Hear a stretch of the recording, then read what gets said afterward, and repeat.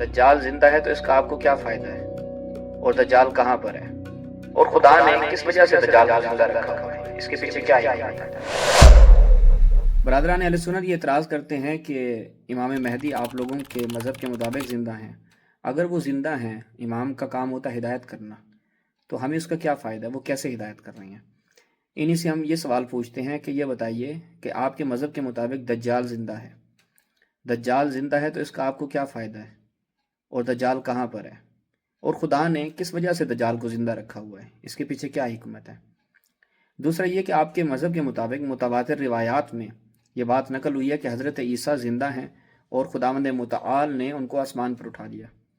چلیں جی، اب آپ یہ بتائیں کہ نبی کا کام کیا ہے؟ ہدایت کرنا۔ نبوت کس لیے جی؟ ہدایت کے لیے۔ تو ایک نبی کو اٹھا لیا گیا اور وہ ہدایت نہیں کر رہا، تو ایسے نبی کا کیا فائدہ ہے؟ پھر آپ لوگوں نے یہ بھی بیان کیا کہ جب حضرت عیسیٰ آخری زمانے میں آئیں گے تو وہ لوگوں کی ہدایت کریں گے۔ تو میاں حضرت عیسیٰ اب کیوں نہیں آ رہے؟ اب آ کر ہدایت کیوں نہیں کر رہے؟ اور کہا کہ حضرت عیسیٰ جب آئیں گے تو جتنے بھی یہود و نصارہ ہوں گے وہ مرنے سے پہلے ایمان لے آئیں گے۔